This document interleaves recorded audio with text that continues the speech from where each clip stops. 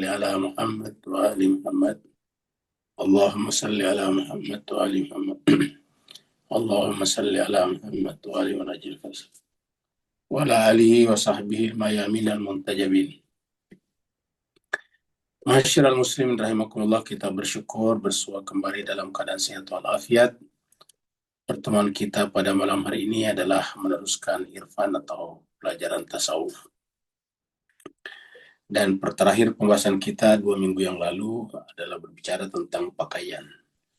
Bagaimana caranya pakaian bisa menyesuaikan diri dengan apa yang biasa dipakai orang kebanyakan.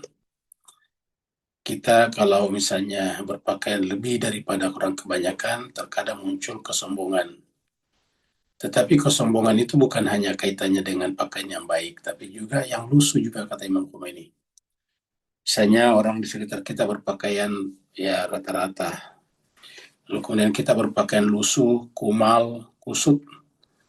Dan terkadang juga ada muncul dalam hati bahwa kita ini adalah sufi ataukah pelaku pencari Tuhan. Dan terkadang muncul kesombongan-kesombongan seperti itu. Oleh sebab itulah Imam Khomeini mengajarkan kepada kita sedapat mungkin kita ini biasa-biasa saja, sesuai dengan apa yang ada di sekitar kita. Itu pembahasan kita terakhir kira-kira 2 minggu yang lalu. Kita teruskan pembahasannya.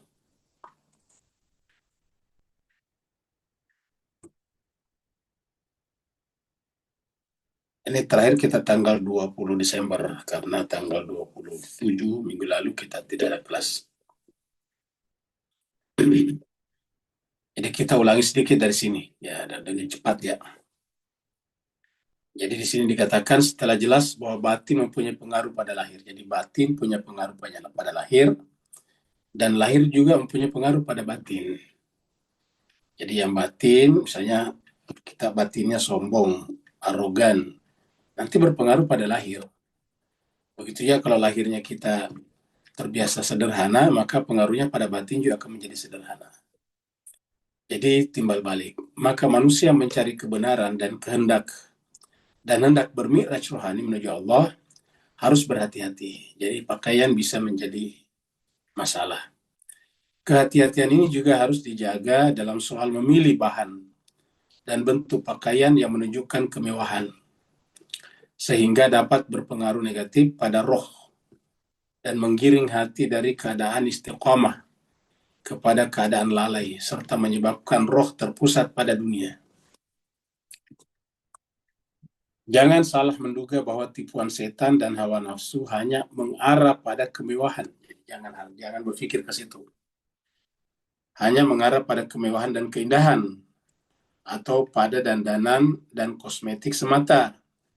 Tetapi bisa juga seseorang yang berpakaian lusuh dan kusut sesungguhnya tidak memiliki nilai apa-apa dan telah terjerat oleh tipuan setan dan hawa nafsu. Bisa juga seperti itu.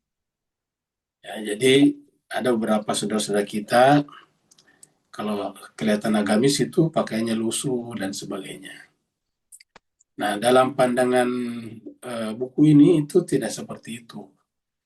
Jadi jangan kita berpikir bahwa kesombongan itu hanya bisa mengintai orang yang berpakaian super mewah. Wah, bisa juga pada orang yang berpakaian lusuh seperti tadi nih. Lusuh dan kusut. Ya. Kenapa? Karena dia mungkin merasa lebih suci, lebih dekat kepada Tuhan. Ya. Kalau itu tidak merasa seperti itu, alasannya apa? Kecuali kalau memang dia tidak punya apa-apa, itu lain soal ya. Kecuali kalau memang tidak punya apa-apa. Jadi yang dimaksud di sini yang dibuat-buat. Sesungguhnya tidak memiliki apa. Jadi bisa saja orang itu tidak punya apa-apa, nilai apa-apa, dan telah terjerat oleh tipuan setan dan hawa nafsu. Oleh karenanya hendaknya kita menghindari semua pakaian yang mencolok. Kata mencolok itu berbeda dari kebanyakan dan menimbulkan perhatian orang banyak. Menimbulkan perhatian orang banyak, syuhrah, baik yang mewah dan indah maupun yang lusuh dan kusut. Jadi dua-duanya. Artinya apa? Kita berpakaian seperti orang kebanyakan, seperti itu. Kita jangan terlalu wah, tapi juga jangan terlalu lusuh. Biasa saja, seperti orang kebanyakan.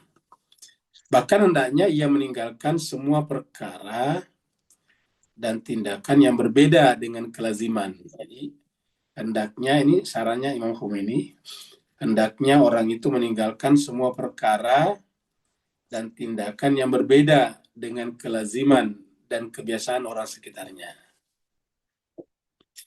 Dengan demikian, seseorang harus meninggalkan.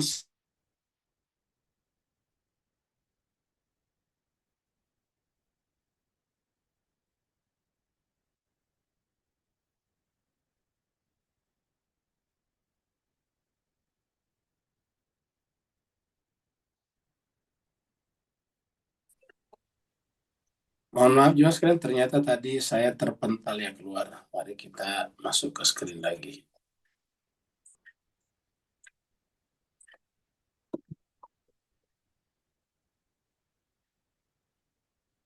Jadi kita teruskan lagi. Jadi ulangi lagi.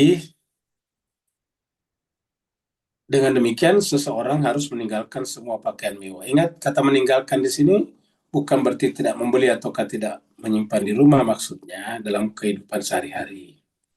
Ya kalau memang tempatnya tempat yang rata-rata mewah, ya tidak ada apa-apa. Misalnya acara perkawinan kan kita kalau kawinan rata-rata pakaiannya lebih rapi, lebih bersih, lebih lebih apa, lebih tertata lah. Ibu-ibu kalau pergi ke pernikahan pasti lebih make upnya lebih lebih apa lebih menonjol, nah, seperti itu. Karena itu memang ingat, karena itu memang tempatnya. Jadi kalau kita di sana tidak menonjol. Justru kalau kita pergi ke acara nikahan atau kawinan, baru pakaiannya biasa, justru menonjol, kamu gitu, kelihatan. Nah, jadi dengan demikian kata-kata ini harus kita pahami. Seseorang harus meninggalkan semua pakaian mewah dan mahal yang dapat menimbulkan perhatian orang banyak. Jadi kata kuncinya di sini yang dapat menimbulkan perhatian orang banyak. Ya. Jadi di sini kuncinya yang dapat menimbulkan perhatian orang banyak. Karena keeksklusifan dan perbedaan ini bisa menyimpangkan manusia dari keseimbangan dan kemoderatan. Karena keeksklusifan dan perbedaan ini bisa menyimpangkan manusia dari keseimbangan dan kemudian. Jadi intinya kita pelihara keseimbangan ya dengan lingkungan sekitar kita, maksudnya dengan orang-orang di sekitar kita. Keseimbangan, balancing dan kemudian moderat di tengah-tengah. Kenapa Imam Khomeini menekankan ini? Karena umat Islam itu dicirikan dengan umat pertengahan. Jadi umat Islam itu dicirikan sebagai umat pertengahan, selalu mencari jalan tengah. Ini kan banyak ayatnya tuh. Ya. Kita misalnya lihat surat Al-Baqarah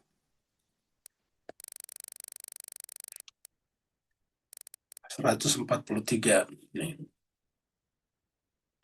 Allah berfirman, A'udzubillahi minasyaitonirrajim, Bismillahirrahmanirrahim. Wa kadzalika ja'alnakum ummatan wasata. Begitulah kami jadikan kalian ummatan wasata. Umat pertengahan. Jadi intinya sini umat wasata, umat pertengahan. Kita ini umat yang berada di tengah-tengah dalam pengertian bukan hanya sikap, bukan hanya tindakan, tetapi juga dalam hal berpakaian. Berada di tengah-tengah. Ya. Jadi kita kata-kata wasat itu berada di tengah-tengah ya seperti orang kebanyakan. Ya. Kalau ada orang mencolok di sana, berarti dia agak berbeda dengan yang lain. Baik mencoloknya karena terlalu mewah, baik mencoloknya karena terlalu lusuh atau kusut. Jadi wa kadzalika ja'alnakum ummatan wasata ini. Dan ini berkali-kali disebutkan dalam Al-Qur'an. Surat 17. Ayatnya sekitar ini. Ini dia. Wala taj'al ayat 29. Wala taj'al yadaka maglulatan ila unukika. Dan janganlah kau jadikan tanganmu terbelenggu ke leher, maksudnya pelit, kikir. Wala tabsutaha kullal basti. Dan jangan juga terlalu boros mengulurkan, terlalu gampang keluar duitnya. Apa sebabnya? Fatab udah maluman mahsura, karena nanti kamu akan tercela dan menyesal. Tercelanya di mana? Di sini kalau kita kikir.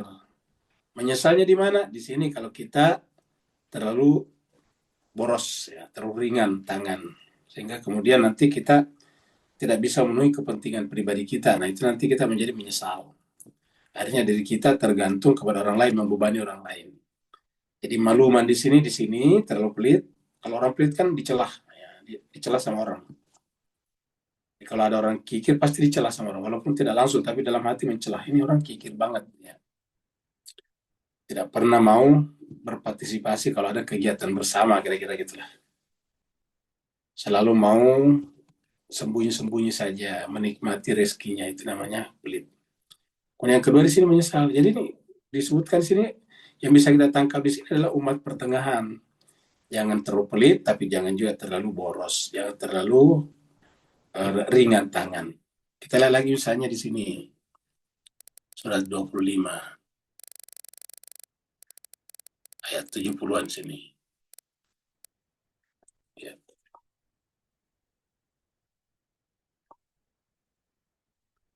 Ayatnya 71, 70, 72, 73. Nah, bukan. Berarti di atas sini, ya. Illa walladzina la yad'una ma'allah. Ini ayat 68, berarti ayatnya 67 kita lihat. Nah, ini 67, ya. Walladzina idza anfaqu, dan orang yang apabila membelanjakan hartanya, lam yusrifu, tidak berlebihan melampaui batas. Walam yakturu, dan tidak kikir juga, ya. Jadi anfakku di sini bisa bermakna berinfak, bisa juga berbelanja. Kalau kita berbelanja jangan terlalu berlebih, sehingga banyak nanti pemborosan, buang-buang di rumah. Walayak tur, tapi jangan pelit juga. Uangnya banyak, tetapi makannya garam dengan minyak kelapa. Walam yakturu, tidak boleh kikir. Wa kana baina dzalika qawaman, kita harus berdiri di antara keduanya. Nah, ini kan arti umat Islam itu selalu berada di antara keduanya. Ya. Namanya moderat, keseimbangan dan moderat. Orang yang miskin dan tak memiliki satupun dari pelbagai martabat kemuliaan, kemanusiaan, kehormatan dan kesempurnaan Adam, karena berpakaian terbuat dari sutra dan kulit binatang, atau mengikuti mode asing yang harganya tak lain adalah menjadi aneh pada pandangan masyarakat, dia terjebak untuk memandang hamba-hamba Allah yang lain, maksudnya dengan pandangan yang meremehkan dan menimbulkan kesombongan. Nah, gitu. Jadi ada orang, kata-kata orang miskin dan tak memiliki satu apapun di sini maksudnya miskin hati. Ya, ini orang yang miskin dan tak memiliki satupun dari berbagai martabat. Ingat, jadi miskin di sini miskin hati karena tidak memiliki martabat kemuliaan. Jadi orang miskin. Jadi yang disebut orang miskin bagi Imam Khomeini bukanlah orang yang tidak punya uang. Orang miskin, ya, dan tak memiliki satupun dari berbagai martabat kemuliaan. Jadi namanya orang miskin itu kalau tidak memiliki martabat kemuliaan, martabat kemanusiaan, kehormatan, dan kesempurnaan Adam. Ya, karena berpakaian terbuat dari sutra. Ya. Jadi dia terbuat apa namanya? Dia pakaiannya bagus, terbuat dari sutra, kulit binatang, atau mengikuti mode asing, mode orang apa maksudnya di sini mencontoh orang luar yang bukan Islam, yang harganya tak lain adalah menjadi aneh. Maksudnya harganya mahal sekali, menjadi aneh pada pandangan masyarakat. Masyarakat kan banyak yang belinya cuma pakaian apa ya, pakaian yang bekas itu yang diselundupkan banyak tempo hari yang rame-rame. Ya, pakaian luar, pakaian bekas dijual di Indonesia itu, kemudian bisa belinya itu. Ya mungkin harganya cuma 15.000, 20.000 dan sebagainya. Atau ya ada juga yang sampai menggunakan pakaian harganya puluhan jutaan. Itu kan bagi masyarakat itu aneh. Ini pakaian 10 juta, 15 juta, 20 juta. Seperti itu. Jadi dianggap itu aneh bagi pandang masyarakat. Karena masyarakat kebanyakan untuk berbaju itu paling ya 200, 300 ribu atau 1 juta lah. Ya. Jadi dia terjebak untuk memandang hamba-hamba Allah dengan pandangan yang mereka, karena dia nanti memandang orang lain rendah.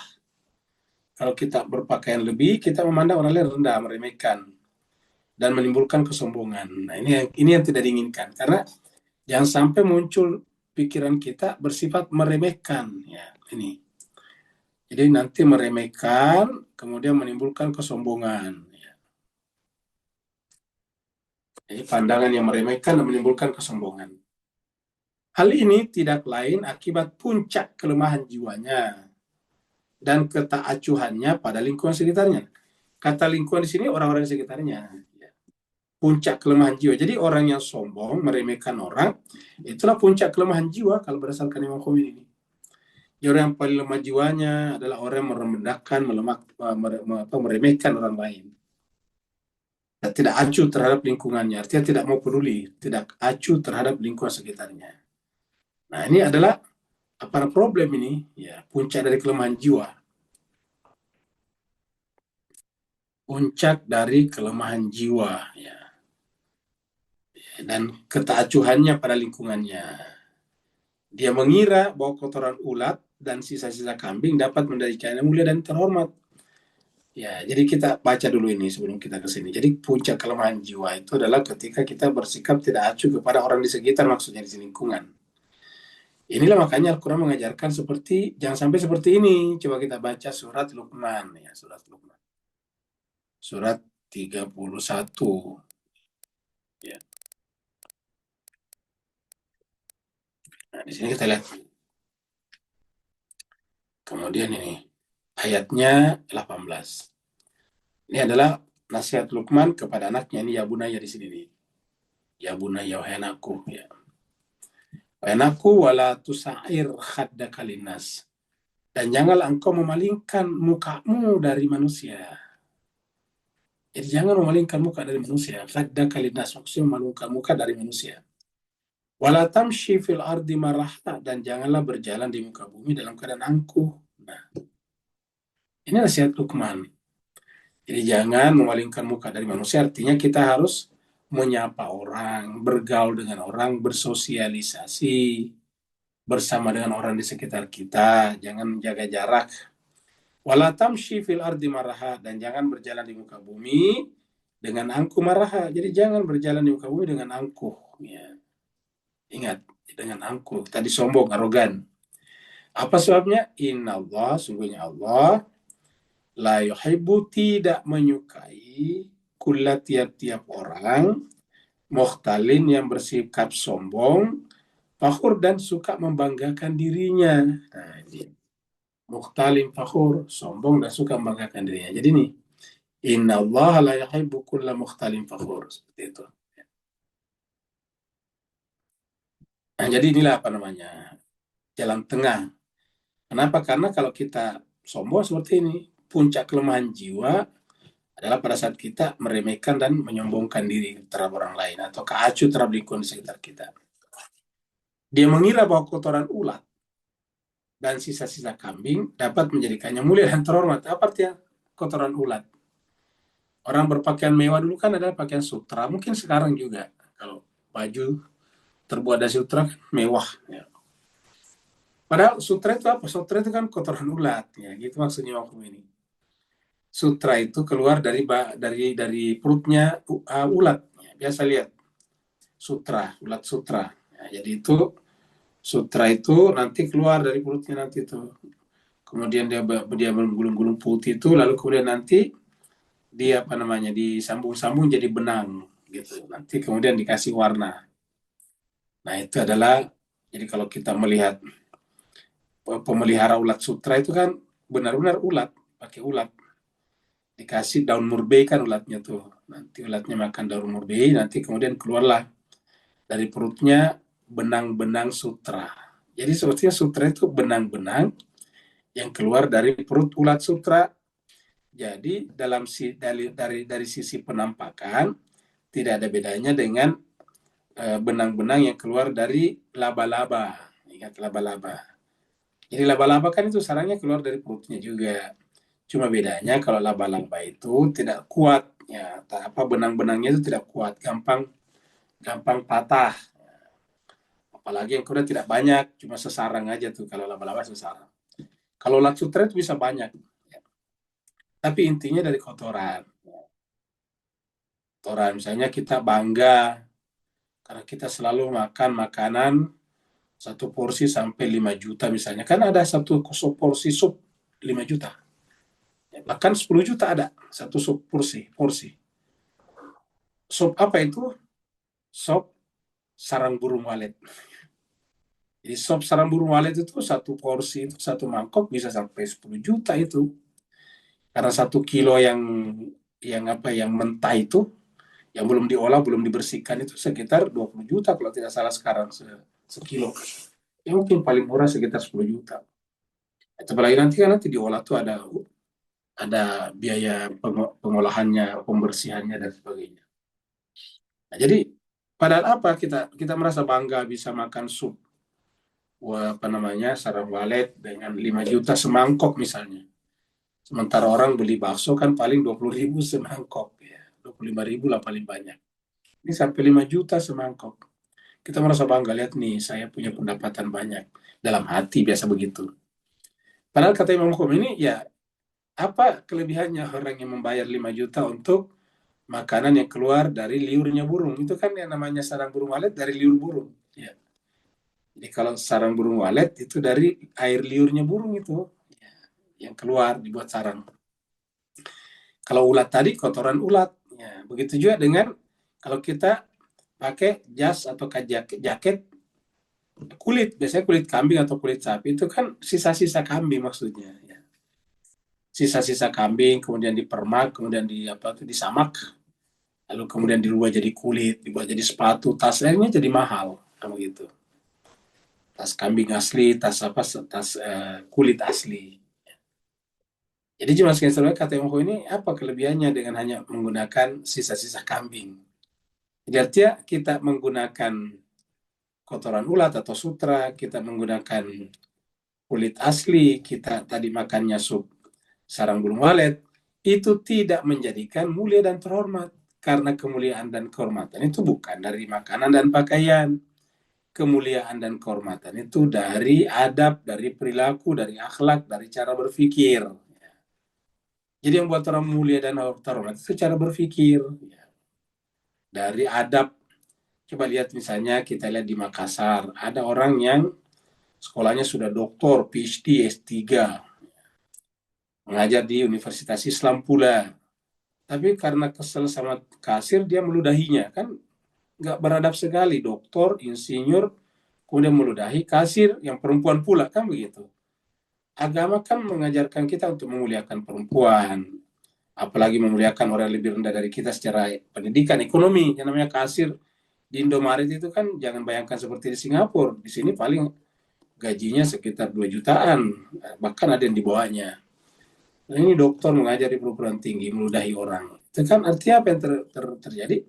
Titel doktornya, titel insinyurnya, titel MSc-nya atau MSc-nya, ya tidak memberikan apa-apa kepada kemuliaan, tidak memberi kemuliaan. Jadi gelar kita itu, apapun juga, tidak otomatis mendatangkan kemuliaan dan kehormatan. Kemuliaan dan kehormatan itu apabila kita memuliakan sesama, memuliakan manusia, memuliakan hewan-hewan, memuliakan tumbuh-tumbuhan. Itulah kemuliaan muncul dari situ. Jadi kemuliaan dan kehormatan yang kita dapatkan itu adalah refleksi cermin daripada perlakuan kita memuliakan pihak lain. Kalau kita semakin memuliakan pihak lain, semakin mulia kita. Walaupun sekolah kita tinggi, panjang, tetapi kalau kemudian tidak memuliakan orang, ya orang akan mencibir, orang akan akan mengecam kita. Jadi seperti itu. Jadi ulangi, dia mengira bahwa kotoran ulat dan sisa-sisa kambing dapat menjadikannya mulia dan terhormat, padahal tidak. Yang menjadikan kita jadi mulia tadi, ya, jadi yang menjadikan kita mulia dan terhormat adalah adab. Ya. Adab kita kepada sesama. Kalau istilahnya Nabi, akhlak. Makanya Nabi itu adalah sumbernya ilmunya ilmu. Ya, Nabi itu adalah sumbernya ilmunya ilmu. Sampai Nabi menyebut dirinya itu adalah Madinatul ilmi. Kalau mau bicara tentang kotanya ilmu, Nabi lah orangnya. Tetapi Nabi itu mendahulukan akhlaknya. Dia tidak membanggakan ilmunya. Dia mengatakan, innama buistu liutammima makarimal akhlak. Jadi innama buistu liutammima makarimal akhlak. Saya ini dibangkit, diangkat dalam rangka menyempurnakan akhlak. Atau Al-Quran memujinya dengan wa innaka la ala khuluqin azim. Kamu Muhammad dalam memiliki akhlak yang mulia. Jadi yang dipuji Al-Quran dari Nabi itu adalah akhlaknya mulia. Wa innaka la ala khuluqin azim. Sungguhnya kamu adalah memiliki akhlak yang mulia. Wa innaka la ala khuluqin azim, seperti itu. Nah, jadi bagus nih kata-kata Imam Ghazali. Jangan mengira bahwa kotoran ulat, sisa-sisa kambing dapat membuat kita mulia dan terang, enggak. Jadi begitu. Jadi kita berpakaian mewah, tetapi kemudian kita buruk akhlaknya kepada orang, yang tetap saja dipandang buruk. Kalau istilahnya itu, kalau di media sosial, dirujak sama netizen kalau ada orang seperti itu. Wahai manusia yang miskin, ya, wahai manusia yang miskin, jenis kelemahan apa ini? Nah, kira-kira itu. Kata ingat, manusia miskin di sini jangan bayangkan miskin harta tadi, Pak Bu ya. Miskin di sini artinya tidak memiliki tadi apa namanya? Tidak memiliki tadi sikap empati kepada sesama, itu miskin. Ya, meremehkan, menimbulkan kesombongan, itu adalah miskin adab. Ya. Wah, manusia miskin. Kita juga memang dalam pengertian miskin itu tidak punya apa-apa. Semuanya kan dari Allah. Kita ini fakir. Nah, jenis kelemahan apa ini? Sejenis kelemahan apa ini? Kalau kita kemudian apa namanya menggantungkan kemuliaan kita pada apa namanya kepada pakaian sutra, kemudian uh, kulit asli dan sebagainya. Kemiskinan apa yang terdapat pada dirimu? Kata Imam Khomeini. Hendaknya kamu menjadi kebanggaan dalam raya. Ya, bagus katanya. Hendaknya kita menjadi kebanggaan dalam raya dan mutiara kosmos. Nah, jadi kapan kita menjadi kebanggaan alam raya? Ini hendaknya kamu menjadi kebanggaan alam raya dan mutiara kosmos. Ya. Nah, kapan kita menjadi kebanggaan alam raya? Kalau kita memelihara alam raya, kita memelihara alam semesta, kita memelihara lingkungan kita. Jadi seperti itu. Kita jangan sampai menelantarkan lingkungan hidup, karena lingkungan hidup itu bagian dari alam raya. Jadi namanya alam raya itu jangan bayangkan cuma bintang-bintang saja. Itu adalah kosmos. Tetapi alam raya itu termasuk semut-semut, termasuk tikus-tikus, termasuk belalang-belalang, termasuk burung-burung kecil, termasuk pokoknya lingkungan di sekitar kita. Karena semakin banyak jenis hewan tumbuh di suatu lingkungan, semakin bagus lingkungan itu menjadi habitat kehidupan. Itulah sebabnya kan banyak orang mengecam orang yang menyamakan hutan dengan sawit. Ya, kata mereka para ahli pertanian mengatakan itu tidak sama. Kalau sawit itu kan monokultur, hanya satu jenis tanaman. Yang kedua, di sana tidak mungkin hidup lagi yang lain, tidak mungkin ada harimau lagi, tidak mungkin ada kera lagi yang banyak dan sebagainya. Tidak mungkin ada makhluk-makhluk kecil yang lain. Dan kalau hutan, apalagi hutan tropis, hutan apa namanya, hutan rainforest istilahnya itu, maka kemudian itu di dalamnya itu banyak sekali ya multikultur dan banyak sekali hewan-hewan yang hidup di dalamnya seperti itu. Nah, jadi hendaknya kamu menjadi kebanggaan alam raya dan mutiara kosmos. Jadi ingat ya mas kalian, jarang kan ulama mengajarkan seperti ini, tapi Imam Khomeini mengajarkan hendaknya kita ini menjadi kebanggaan alam raya dan mutiara kosmos. Jangan sampai alam marah kepada kita. Akhirnya kemudian datang membawa apa namanya, membawa batang-batang pohon yang telah kita rusak, membawa lumpur-lumpur yang telah kita hilangkan akar-akar pohonnya. Akhirnya kemudian marah masuk ke rumah-rumah dan sebagainya. Jadi jangan sampai kita dimarahi alam raya dan kosmos. Wahai putra Adam, maksudnya wahai Bani Adam. hendaknya engkau menjadi guru yang mengajarkan asma. Asma itu nama-nama Allah. Dan sifat kepada makhluk-makhluk lain. Ini kan bagus nih. Jadi harusnya kita manusia ini menjadi guru ya tentang asma. Asma itu adalah akhlak sebetulnya. Karena setiap asma itu kan adalah perbuatan yang baik. Rahman, Rahim, Malik, Al-Qudus, dan sebagainya. Dan sifat ya kepada makhluk-makhluk lain. Ini ada P-nya nih. Nah, kita lihat ini ada catatannya di bab P. Ungkapan ini merujuk kepada firman Allah. Jadi ungkapan ini merujuk kepada firman Allah yang menyebutkan bahwa Nabi Adam alaihissalam telah diajari nama-nama oleh Allah, lalu Adam memaparkan semua itu kepada para malaikat. Jadi ungkapan ini merujuk kepada firman Allah yang menyebutkan bahwa Nabi Adam alaihissalam telah diajari nama-nama Allah, nama-nama oleh Allah. Kan di dalam surat Al-Baqarah itu. Allama Adam al-asma kullaha. Lalu Adam memaparkan semua itu kepada para malaikat.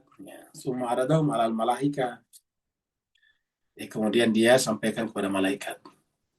Nah, jadi inilah P-nya tadi. Wahai putra khalifah Allah. Ingat, Adam itu khalifatullah fil ardi. Jadi yang namanya Adam di sini, adalah nama lain daripada khalifatullah. Khalifah Allah. Karena Allah mengatakan inni ja'ilun fil ardi khalifah di dalam surat Al-Baqarah 30. Lalu 31 wa'allama Adam asma'kullah. Jadi wahai putra khalifah Allah, hendaknya kamu menjadi bagian dari bukti-bukti keberadaan Allah yang nyata. Jadi hendaknya engkau menjadi bagian dari bukti-bukti keberadaan Allah yang nyata. Wahai si celaka dan peninggalan tidak soleh. Jadi kita ini adalah orang celaka kata Imam Khomeini, karena kita bukan lagi sebetulnya putra khalifah Allah, kita ini putra iblis kalau bahasa kasarnya ya. Jadi wahai si celaka dan peninggalan tidak soleh, kamu telah merampas kotoran dan kulit binatang dalam jumlah yang kecil dan berbangga dengannya. Cuma ngambil sedikit itu kan kita bikin baju sutra ya. Dibanding dengan sutra di seluruh dunia nggak ada apa-apanya.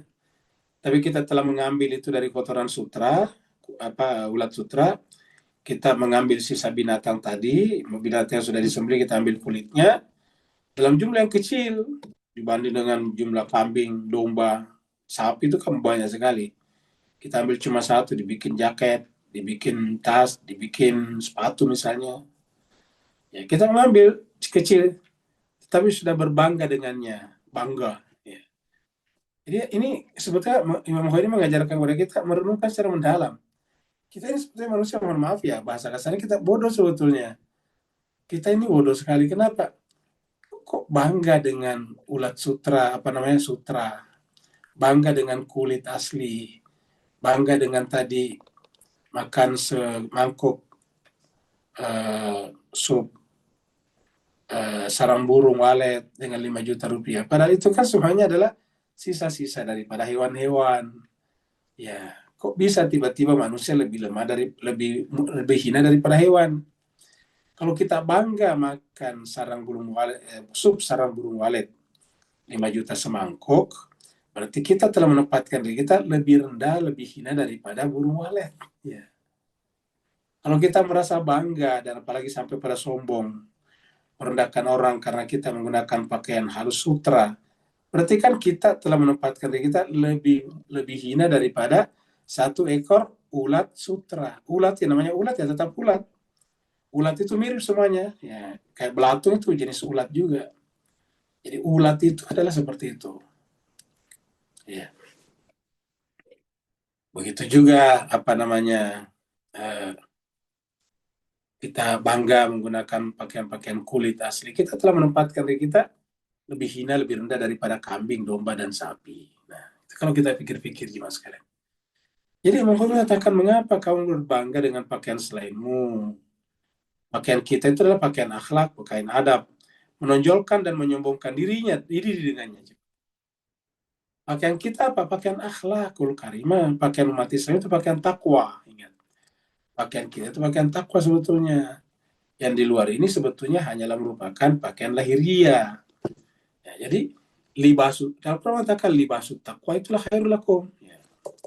Libasu takwa, libas apa? Pakaian takwa itu adalah pakaian yang ya, libasu takwa. Nah, ini ada surat Al-Araf ya. Surat Al-Araf ayat 26, surat 7 ayat 26.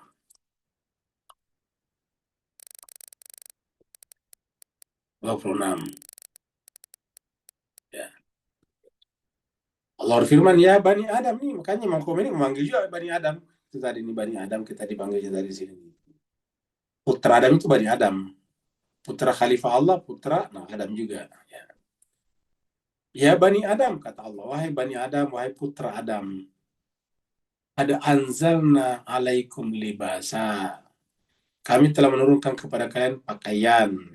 Ya, pakaian yang pertama zahir, yaitu tadi dari sutra, dari apa, dari benang wool, dari wool itu dari kulit, dari apa, dari bulu-bulu domba, kemudian apalagi dari tumbuh-tumbuhan seperti misalnya benang, benang itu kan dari apa, dari jenis buah ya. Jadi anzalna alaikum libasan, kami menurunkan kepada kalian pakaian ya. Jadi pakaian itu diambil dari tumbuh-tumbuhan dan sebagainya tadi, hewan-hewan ya, kapas maksud saya tadi. Jadi pohon kapas itu kan pakaian kita yang katun itu dari kapas ya. Libasan pakaian untuk apa? Yuari sawatikum. Jadi tujuan utamanya adalah menutup aurat sebetulnya. Tujuan utamanya menutup aurat, baru kemudian warisya, baru keindahan. Jadi Allah mengatakan bahwa kami menurunkan kepada kalian pakaian untuk menutup aurat dan perhiasan. Tetapi kata Allah apa? Walibasut taqwa, pakaian takwa, dzalika khairun, itu yang terbaik ya. Jadi pakaian takwa itu yang terbaik. Nah, jadi pakaian kita yang sebetulnya adalah pakaian takwa. Pakaian yang lain tadi itu luar, zahir, adalah untuk menutup aurat dan perhiasan. Jadi tidak salah. Yang penting tadi jangan menonjol berdasarkan kata Imam Khomeini tadi. Ya. Jadi wahai, yang mana tadi? Wahai si celaka dan peninggalan tidak saleh, kau telah merampas kotoran dan kulit binatang dalam jumlah yang kecil dan berbangga dengannya. Ya. Andaikan semua itu memang suatu kebanggaan, maka yang pantas berbangga adalah ulat. Coba bayangkan. Andaikan semua itu memang suatu kebanggaan, yang pantas berbangga ulat ya. Ulat bilang ini, dari gua itu kira-kira gitu lah, dari saya tuh. Tuh si A, si B, nah cucu Adam itu bangga padahal itu dari saya tuh. Ya. Itu adalah produknya ulat, produk saya kata ulat itu. Mereka tinggal membuatnya jadi benang. Jadi yang pantas berbangga adalah ulat. Yang pantas berbangga kambing. Yang pantas berbangga onta. Yang pantas berbangga tupai. Nah, kenapa tupai? Nah, kita sebutkan tupai juga di sini. Mirip apa namanya itu? Luwak ya. Kenapa? Karena sekarang kopi yang paling mahal adalah kopi luwak. Kopi apa itu kopi luwak? Kopi yang telah dimakan oleh luwak baru keluar dari belakang kan begitu. Oh, mahal luar biasa. Kita bangga minum kopi luwak, harganya mahal sekali. Ya, kata Imam ini yang patut berbangga adalah luwak, tupai, dan kelinci semata. Ditambah lagi tadi, misalnya burung walet. Ya. Mengapa kamu berbangga dengan pakaian selainmu? Itu bukan pakaian kita sebetulnya. Menonjolkan dan menyombongkan diri dengannya. Pada itu bukan pakaian kita. Lalu apa pakaian kita sebagai manusia? Pakaian takwa tadi. Jadi pakaian kita manusia itu sebetulnya pakaian takwa ini. Libasut takwa, dzalika khair. Itu yang terbaik pakaian, karena itu hanya ada pada manusia. Tidak ada pakaian takwa ini yang diberikan kepada hewan, tumbuh-tumbuhan, serangga, unggas, dan sebagainya. Nggak ada. Pokoknya pakaian takwa itu hanya untuk manusia saja. Ini pakaian kita sesungguhnya. Pakaian ini tadi yang dari tumbuh-tumbuhan, dari pokok-pokok, dari hewan-hewan, dari burung-burung, itu hanyalah penutup aurat dan perhiasan saja. Itu bukan pakaian kita. pakaian kita sungguhnya adalah libasut taqwa, pakaian takwa. Ya. Jadi mengapa kau bangga dengan pakaian selainmu, menonjolkan dan menyombongkan diri dengannya?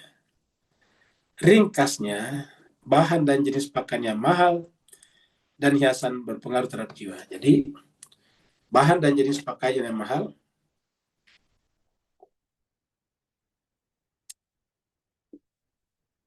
bahan dan jenis pakaian yang mahal dan hiasan berpengaruh terhadap jiwa. Ingat, bahan dan jenis pakaian yang mahal dan hiasan berpengaruh terhadap jiwa. Ya. Kenapa? Karena itu tadi sebut yang ini tadi, yang ini ya libas yuwari sawati kumarisha ini adalah pakaian yang sifatnya zahir, ya. Yang sifatnya zahir. Ya, ya.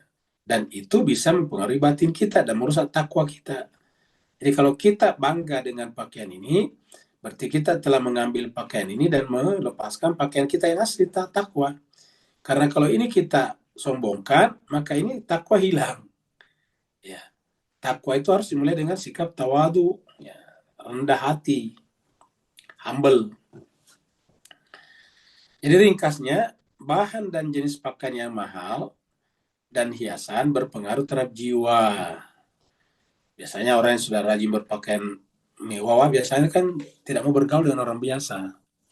Karena dia merasa takut nanti pakaiannya lecet, nanti dipegang, tangannya mereka kotor, kemudian pakaiannya. Ini banyak begitu, coba kita lihat biasa tuh. Orang-orang kalangan tertentu, kalau dia berpakaian sangat rapi, takut bergaul dengan masyarakat kebanyakan. Takut nanti tiba-tiba dipegang bajunya, bajunya jadi lecet. Dipegang baju putihnya nanti kemudian terkena noda debu, dan seterusnya. Sehingga apa yang terjadi? Pakaiannya telah menjauhkannya dari pakaian asli itu takwa. Sedangkan Luqman pun mengajarkan kepada anaknya bahwa pakaian takwa itu adalah tidak boleh memalingkan muka dari manusia tadi. Ya. Sehubungan dengan ini, sebagaimana diriwayatkan oleh Al-Qutb Ar-Rawandi, Amirul Mukminin Ali alaihissalam berkata, jadi kita kasih tanda dulu ini, ya. Tanda nih. Barang siapa, ya kita kasih dulu tanda. Barang siapa yang memakai pakaian mewah, dia akan sombong dan tempatnya orang sombong itu di neraka. Ini kata Imam Ali. Di beberapa hadis lain dikatakan Nabi, siapa yang di dalam jiwanya ada sebesar debu, rasa kibar sombong, maka tidak akan masuk surga. Man kana fi qalbihi mithqala dzarratin min kibrin la yadkhulul jannata. Tidak akan masuk ke dalam surga. Jadi mangkana fi kalbihi, siapa yang ada dalam kalbunya mithqala dzarratin, sebesar zarah, sebesar debu, min kibrin, kiber sifat sombong, angkuh. Maka apa kata Nabi dalam hadis itu? La yadkhulul jannah, tidak akan masuk surga. Mangkana itu artinya barang siapa juga. Siapa memakai pakaian mewah pasti akan sombong dan tempatnya tempat orang sombong di neraka. Tentu kita berlindung dari Allah. Maka iblis itu kan tempatnya di neraka karena iblis itu adalah istikbar, sombong. Jadi sebelum kita lanjut, kita simpulkan sementara dulu bahwa jangan sampai menyusup, menyeruak masuk ke dalam jiwa kita sifat-sifat sombong, arogan, dan sebagainya. Kita harus bersama bergabung dengan orang lain. Jadi dalam pandangan Islam itu tidak boleh ada pengajian eksklusif. Pengajian eksklusif hanya untuk orang yang bisa bayar. Itu pengajian eksklusif namanya. Yang tidak bisa bayar, kasihan tidak bisa bergabung. Nah, itu adalah eksklusif. Tidak pernah Nabi mengajarkan seperti itu.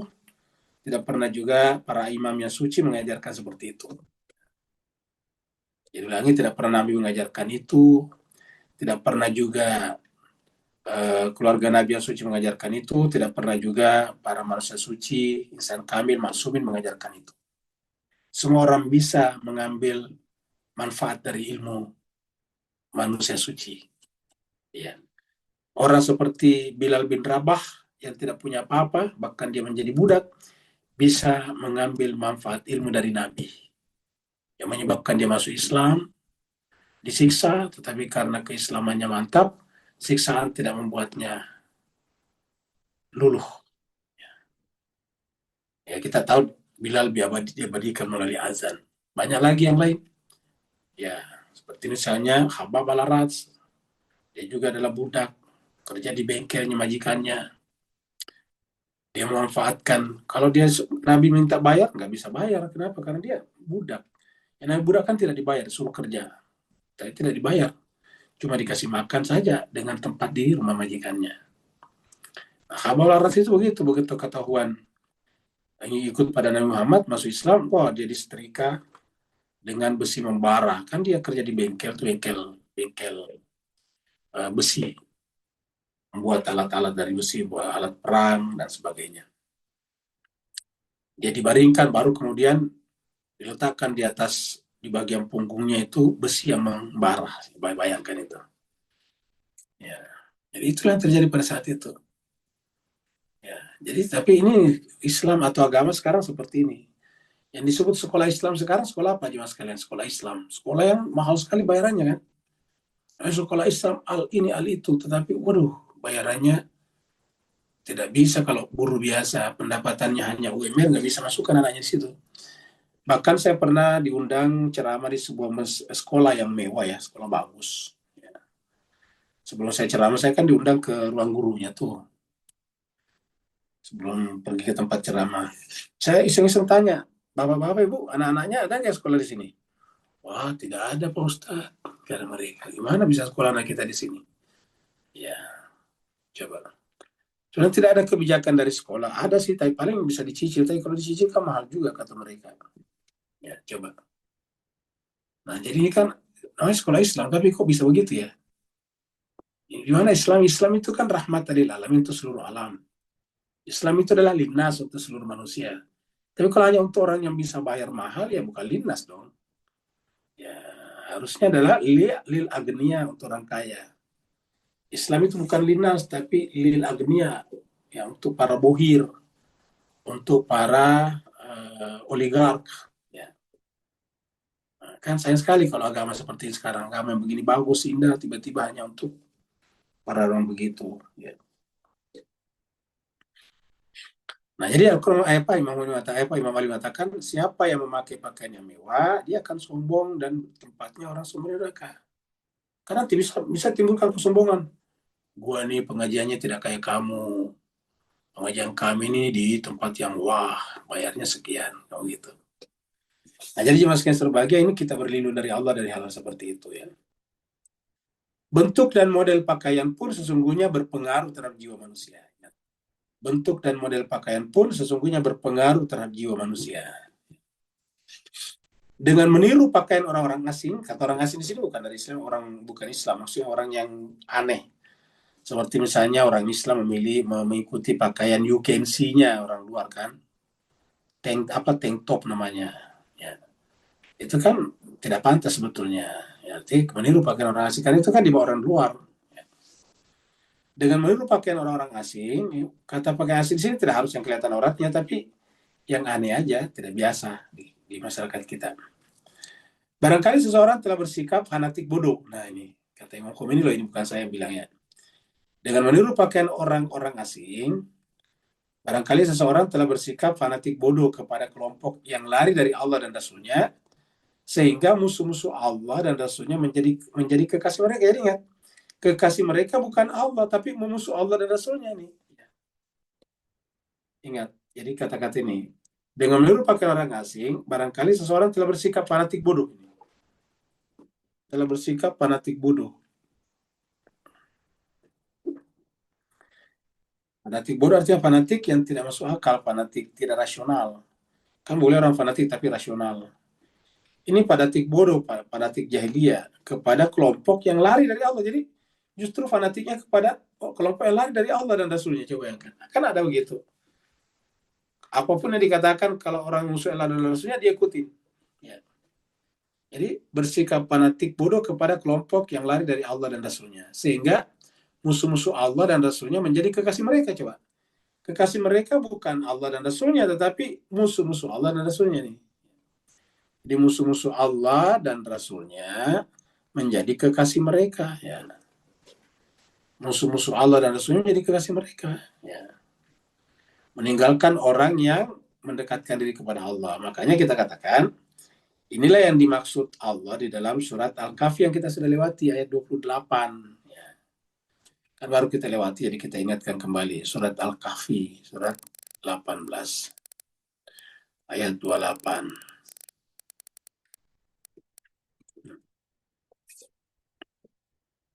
Ini untuk Nabi nih, kayaknya Nabi kan.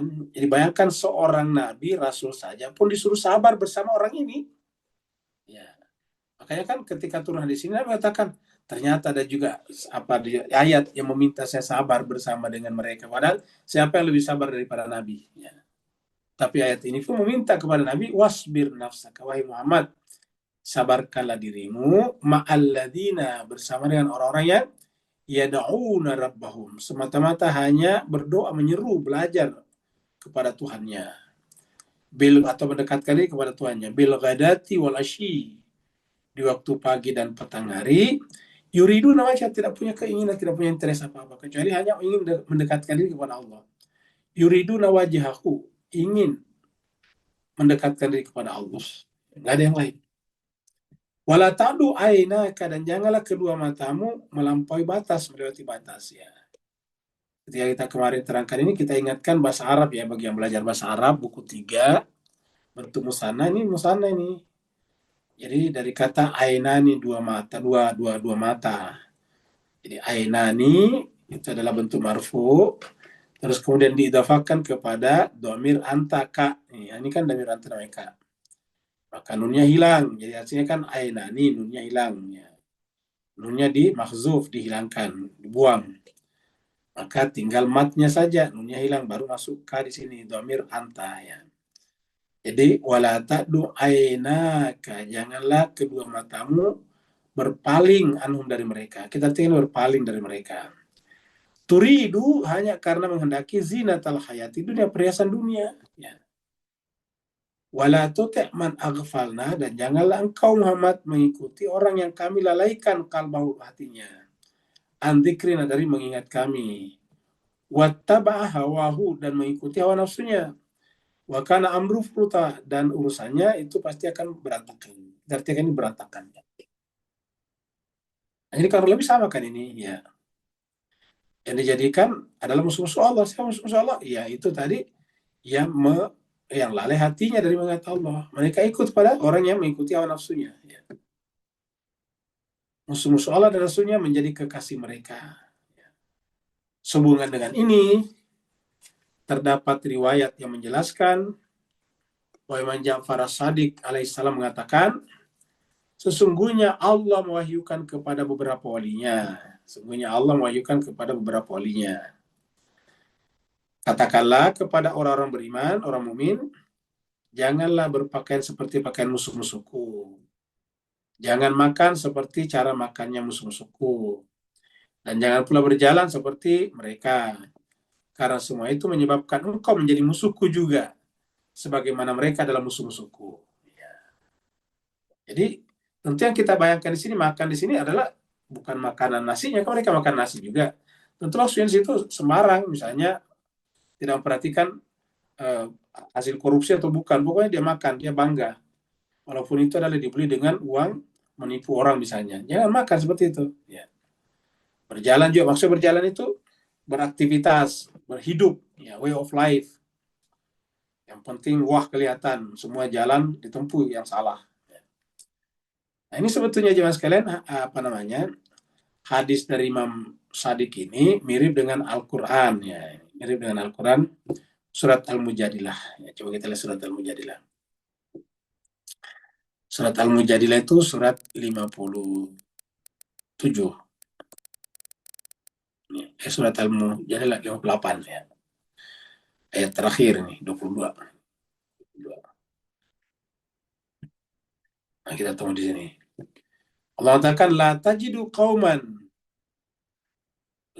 qauman yu'minuna billah. Kamu tidak mungkin menemukan suatu kaum, satu kelompok, satu komunitas yang mengaku beriman kepada Allah, yu'minuna billahi wal yaumil akhir, mengaku beriman kepada Allah dan hari akhirat, yuaduna man hadallaha wa rasulah, tetapi berkasih sayang nih, berkasih sayang dengan orang-orang musuh Allah dan Rasulnya. Nah, ingat, berkasih sayang dengan orang-orang musuh Allah dan Rasulnya. Ya, coba perhatikan ini tadi.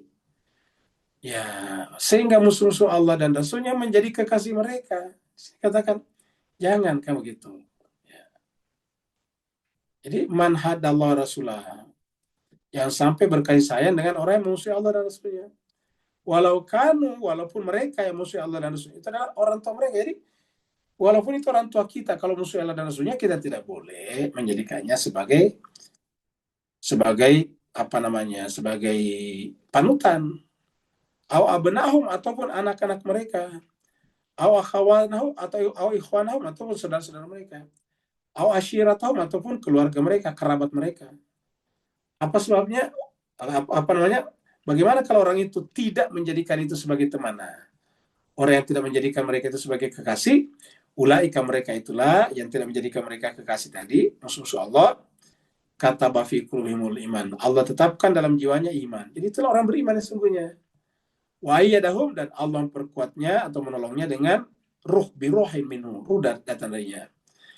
Wa yudkhiluhum jannatin, dan Allah akan masukkan mereka ke dalam surga. Tajri, yang mengalir minta tadiwanya al-anhar, sungai-sungai, khalidina fiha, mereka kekal di dalamnya. Radhiyallahu anhu maradu'an, Allah reda kepada mereka karena mereka juga reda kepada Allah. Ulaika hizbullah, mereka itulah hizbullah. Jadi ulaika hizbullah. Ala, catatlah, ketahuilah, inna hizballahi humul muflihun.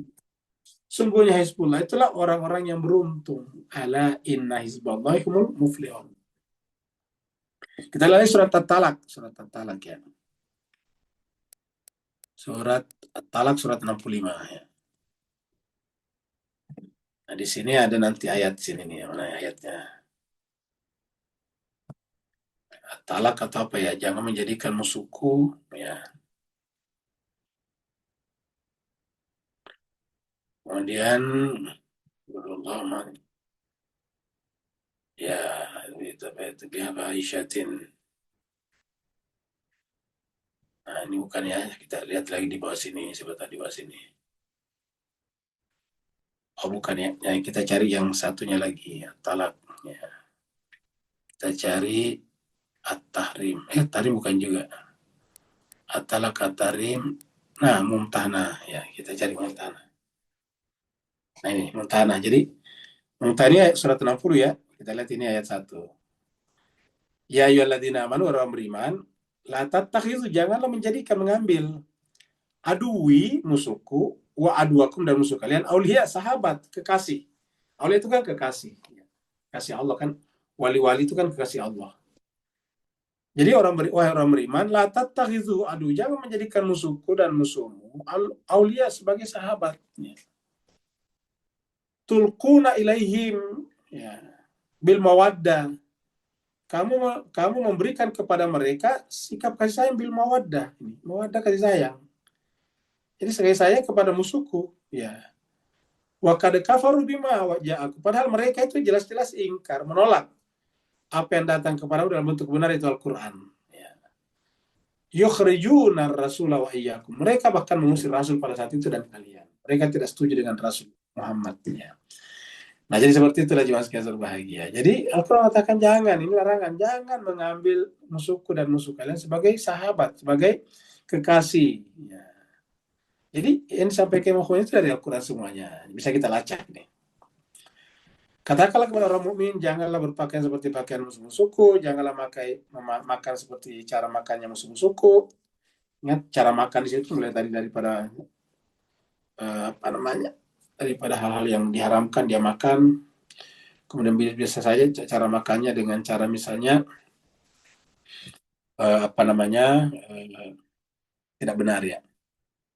Saya makan dengan tangan kiri. Dan jangan pula berjalan seperti mereka. Karena semua itu menyebabkan engkau pun menjadi musuhku, sebagaimana mereka adalah musuh-musuhku. Nah, inilah. Nah, jadi jemaah sekalian berbahagia, inilah apa namanya, pentingnya kita benar-benar bersikap moderat tadi, jalan tengah. Jangan sampai kita terlalu mencolok ke atas atau ke bawah. Kalau terlalu mewah ke atas, itu juga tidak bagus, ke bawah juga kusut, ini tidak bagus. Di tengah-tengah. Yang kedua, kalau kita membangga-banggakan pakaian mewah kita, ya harusnya lebih pantas berbangga adalah makhluk-makhluk Allah tadi seperti ulat, burung, sapi, kambing. Karena mereka yang kita gunakan bulu domba lah yang digunakan sebagai wol, sehingga kita bisa bikin baju tebal di musim dingin misalnya, terutama yang tinggal di daerah dingin.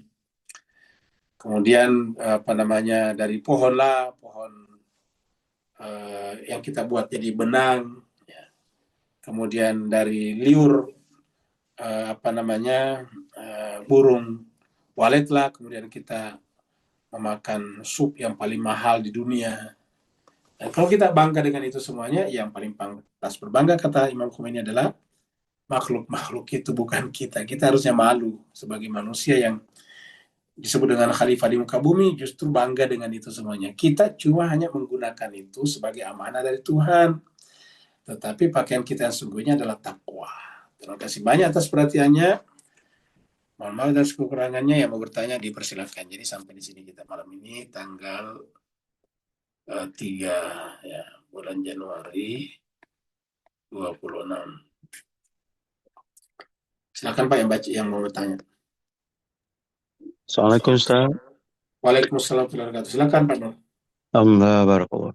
Assalamualaikum warahmatullahi wabarakatuh. Baik ya Ustaz.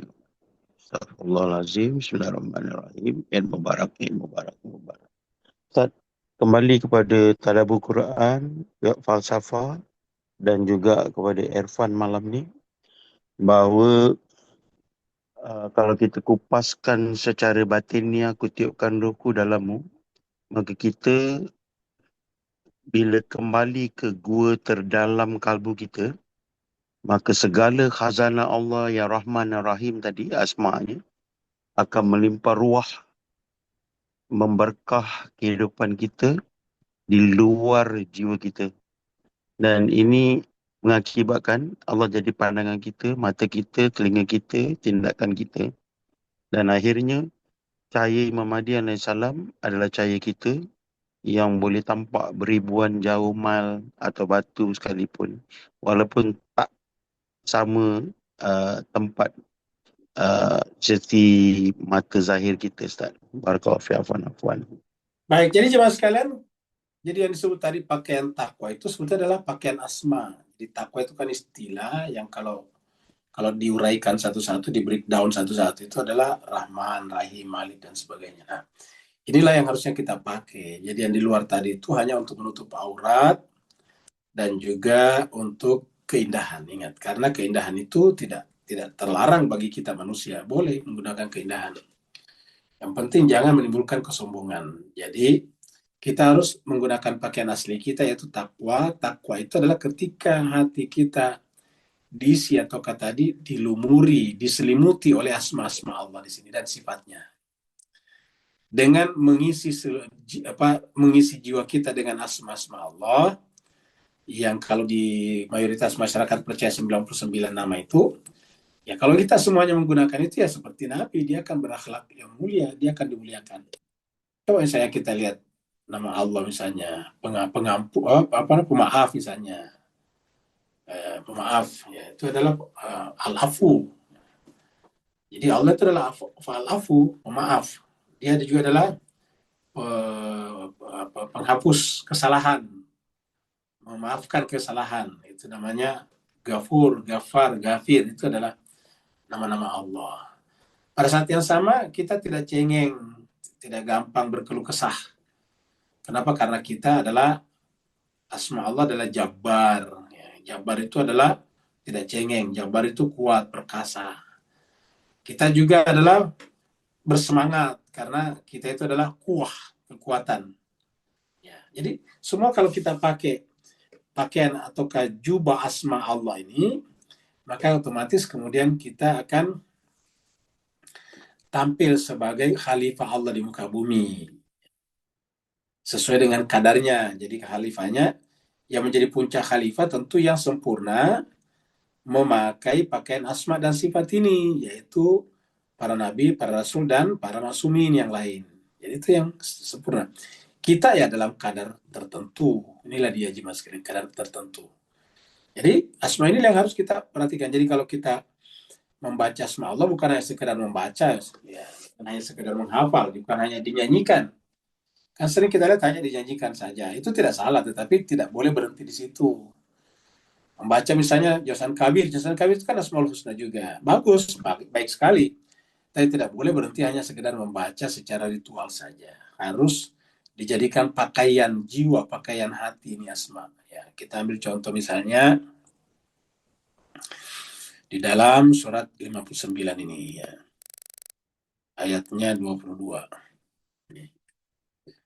Allah berfirman, "Huwallahu alladzi la ilaha illahu." Ini adalah Allah. Alimul ghaibi wasyahadah. Dia adalah alim. Ini nama Allah jadi alim, mengetahui. Jadi alim itu adalah mengetahui. Biasa kalau maha mengetahui, alimun. Tapi sama saja. Alim, dialah yang mengetahui.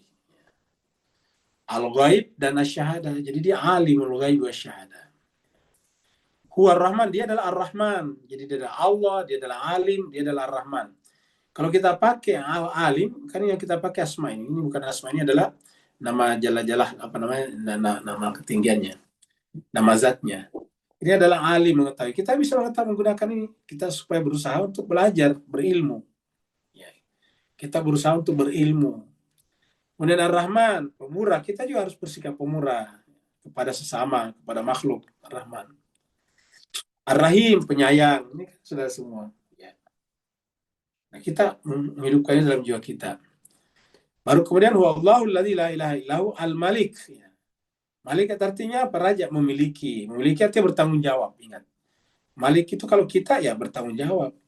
Bertanggung jawab kepada lingkungan di sekitar kita. Bertanggung jawab terhadap yang berada di bawah kewajiban kita. Suami bertanggung jawab kepada istrinya. Istri harus menjadi raja terhadap anak-anaknya. Ya. Begitulah seterusnya. Kita semuanya adalah raja pada tempatnya. Memiliki kan? Memiliki tanggung jawab. Al-Qudus, kita harus menjaga kesucian. Kudus itu adalah kesucian jiwa. Assalam, kita menjaga kedamaian, ketenteraman. Kedamaian di jiwa, kedamaian di luar. Peace. Ya. Kemudian mukmin, menjaga keamanan. Mukmin itu orang yang menjaga keamanan. Maka kita lihat sini, al-mukmin itu nama Allah. Ini juga menjadi nama kita. Orang yang beriman namanya mukmin. Tapi Allah juga menggunakan nama mukmin juga nih. Ya. Mukmin artinya apa? Ya, memberikan keamanan. Ini keamanan. Ya. Jadi mukmin itu memberi keamanan. Jadi kalau kita orang mukmin apa artinya? Memberi keamanan kepada lingkungan sekitar kita. Kita harus memberikan keamanan kepada keluarga, tetangga, lingkungan kehidupan kita, memberikan keamanan kepada bangsa dan negara kita dimanapun kita berada. Kita di warga negara manapun, kita warga negara di minoritas, misalnya kita di Singapura minoritas, kita Australia minoritas, kita tetap harus berkewajiban untuk menjaga keamanan di tempat kita, walaupun kita minoritas. Itu kewajiban orang beriman. Tidak boleh membuat kekacauan, tidak boleh membuat chaos, tidak boleh membuat masalah. Kita adalah menciptakan keamanan. Kemudian al-muhaimin. Muhaimin itu artinya sebetulnya menjaga keadaan, mengawal di sini. Tempat lain adalah menjaga. Ya. Jadi itu menjaga, kita menjadi penjaga supaya semuanya tertata dengan baik. Al-Aziz, perkasa, mulia sebetulnya artinya ini, menjaga kemuliaan kita. Jangan menghiasi diri kita dengan perbuatan-perbuatan yang buruk. Al-Jabbar yang kita sebutkan tadi. Al-Jabbar itu artinya apa? Al-Jabbar itu artinya tidak gampang berputus asa, tidak gampang berkeluh kesah, tidak sedikit berkeluh kesah. Itu tidak jabar namanya. Kemudian Al-Mutakabir. Ya. Jadi cuma sekedar bahagia, kata mutakabir itu bukan sombong. Ada yang mengatakan kita manusia tidak boleh mutakabir. Mutakabir itu memiliki kebesaran. Jadi kita itu mutakabir memiliki percaya diri. Orang Islam itu percaya diri, jangan merasa minder kepada, mohon maaf, kepada orang non-Islam. Ya makanya saya, kalau saya secara pribadi, orang Islam itu harus benar-benar percaya diri. Dialah yang harus mengatur manusia seluruhnya, bukan sebaliknya. Bukan umat Islam justru menjadi pengemis-pengemis kepada kelompok lain. Bukan berarti kelompok lain itu buruk, tetapi berdasarkan ini umat Islam itu mutakabir. Seperti itu. Ya, jadi inilah dia. Kemudian wallahul khaliq, pencipta. Kalau kita pencipta apa? Kreatif, kreator, menciptakan. Ya, internet ini kan ciptaan namanya. Internet hal, komputer hal ciptaan. Harusnya kita menciptakan itu. Kita harus menjadi kreator komputer, kreator internet, kreator handphone dan sebagainya. Al-Bari itu mengadakan, selalu bersifat ada, selalu menciptakan dan mengadakan, jadi selalu tidak memenuhi kebutuhan kehidupan. Al-Musawir membentuk. Apa itu musawir? Ini lebih kepada seni rupa. Ini kalau kita seni rupa. Jadi orang Muslim itu harus memberikan sentuhan-sentuhan art kepada apapun juga. Ya, seperti itu. Baru dikatakan lahul asmaul husna. Allah itu memiliki nama-nama baik, nama-nama yang baik lebih banyak lagi. Ya. Nah, jadi inilah yang dikatakan Pak Nur tadi, kita harus memiliki asma ini. Nah, kalau kita memiliki ini, berarti Imam Zaman baru akan datang. Kalau tidak, ya gimana dia datang? Ingat, dia pergi karena kita tidak siap. Berarti dia akan datang kalau kita sudah siap. Seperti itu. Ada lagi yang lain? Ada di chatroom. Kita ke chatroom dulu.